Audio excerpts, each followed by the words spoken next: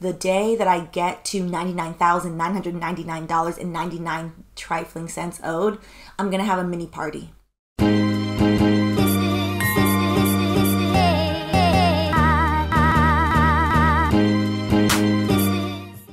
Welcome back to Wine and Chill. I'm Stephanie, your favorite recovering lawyer, and once a month, every month, we discuss how I'm coming along with my six-figure student loan journey and what is going on with student loan forgiveness, because now we have a tentative new student loan forgiveness plan to discuss.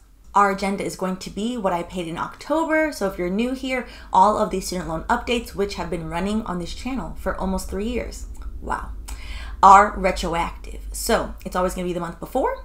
Then we're going to discuss Joe's tentative, maybe, sorta, kinda new student loan forgiveness plan. Spoiler alert, don't get your hopes up yet, please. And last but not least, we will be speaking a little bit on how you can get involved in your local school board. All right, well, we actually might flip those, so we'll see. So first, what I paid in October. So if you're new, my student loan starting balance after $75,000 of predatory interest was tacked on was on February 14th, 2020, $304,680.17 trifling cents. We're drinking water today, but it really should be wine. All right. So in October, I paid $2,000, which brings my remainder amount for November starting at $157,273.97 trifling cents. I'm chugging along. I'm telling you, the day that I get to $99,999.99 trifling cents owed, I'm gonna have a mini party. It's been so long. I just want to get to, I don't owe six figures and then tackle the rest, which leaves my estimated total paid over the past 3 years to $158,794.63 hard-earned pennies. Deep sigh. I put on colorful clothes today because I don't feel colorful on the inside. And sometimes you just gotta, brighten your own self up. So that's where I'm at. Truthfully, how are y'all doing? How is your student loan payment journey going? I know there's always at least one or two or a couple of people that have either gotten their student loans forgiven through PSLF, Public Student Loan Forgiveness, or have paid them off. So congrats in advance to all of you. Y'all do give me a lot of hope to continue on this student loan journey. Because 3.5 years in, we're like 3 3/4 years in, to be honest. February 14th, 2020 is when I started paying back my student loans. So I'm going to approach 4 years of this. It's a lot of ups and downs with a lot of downs. So yeah. But speaking of education, and something that I think that could definitely help in terms of education, a few weeks ago, this past November, we had local elections as well as state elections and some federal elections, everything except for the big parade, which is the presidential election, which will be next year. And one of the things that often goes unsung, the unsung heroes of our local community, are the people that are helping and do good work on the school board. So one of the things I wanted to bring up, this past year, 13,500 public school districts this past month had school board seats up for election in 2023. That is about 70% of the nation's school board seats were up for election and re-election. So in thinking about 2024 and the presidential election coming up, it's never too early to think about the fact that you too can run or at least help with the 2024 school board elections, particularly now with the attack on history currently going on in our schools. Supporting your local school board, or if your local school board has run awry, is running amiss, making sure your local school board is actually teaching history is a great way to get involved. As well as one of the things that I think would be really helpful is trying to get every single school, starting in middle school as well as definitely in high school, teaching financial literacy to the children.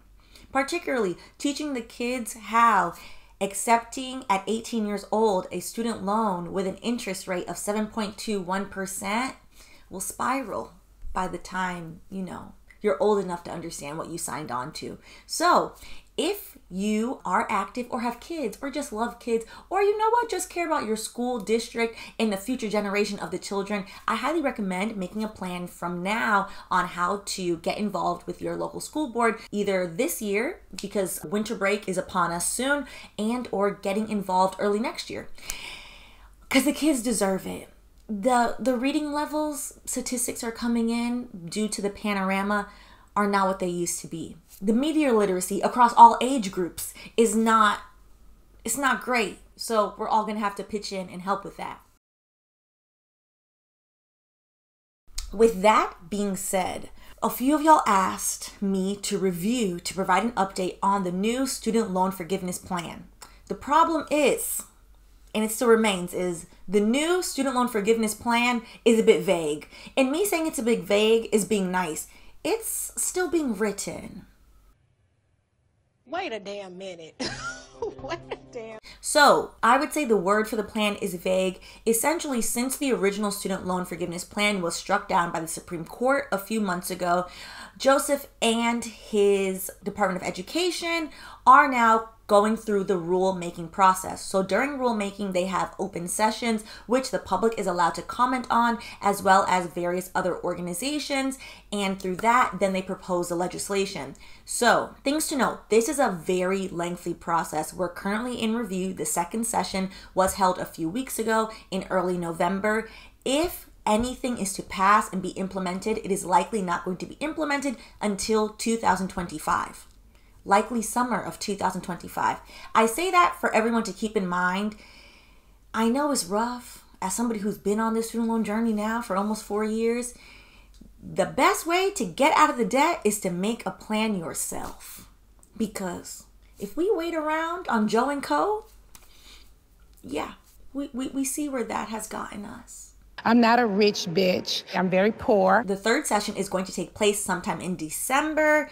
And the first negotiating session, the regulatory text covered 4 categories of who may, again, this is tentative, this is maybe, this is brainstorming, this is the groundwork, who may get their student loans forgiven. And the reason as to why I said this was very vague, you'll see why. Because the 4 original categories were borrowers whose balances are greater than what they originally borrowed, borrowers whose loans first entered repayment 25 years ago or more, borrowers who attended programs that did not provide sufficient financial value, and borrowers who are eligible for relief under programs like income-driven repayment but have not applied.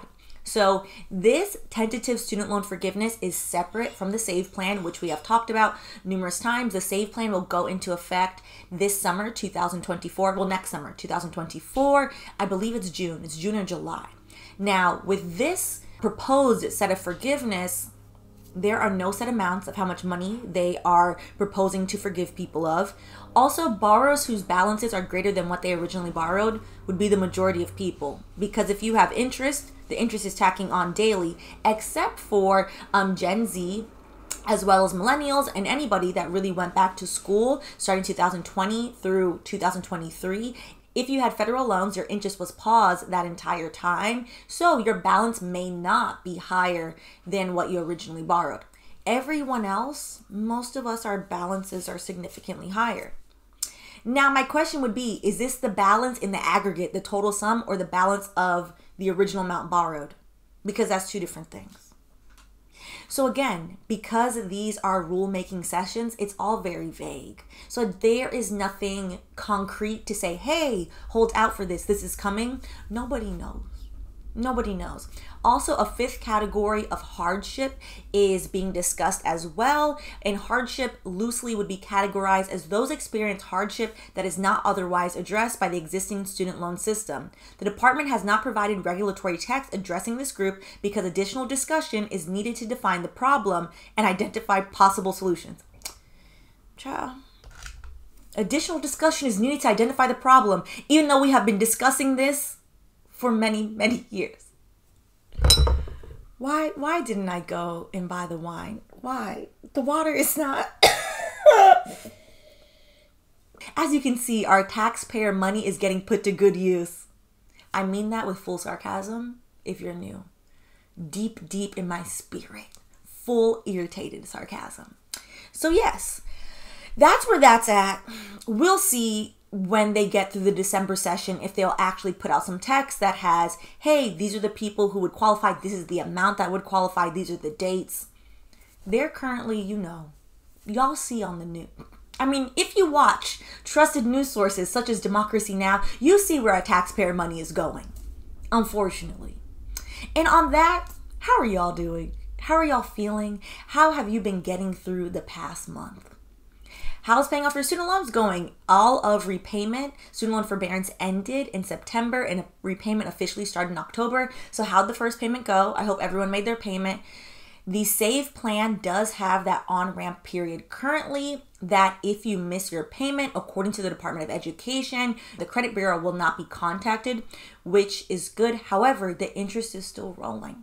So I highly recommend at least making the payment that is inclusive of the interest. So that way it doesn't snowball into an amount that, is even more intolerable and insufferable. So on that note, I appreciate y'all and shout out to my Patreon. As always, a lot of that Patreon money goes towards these student loans, and especially my patrons in the Sincere tier. Thank you for all of your support. It means a lot, and honestly, it's helping pay off these student loans. So a special shout out to Allison, David, Ed Guy, Juanita, and Judy. I appreciate y'all. All right, I'll catch y'all in the next video. And if you have any suggestions for any videos you'd like to see, you can always leave them in the comments. All right, bye.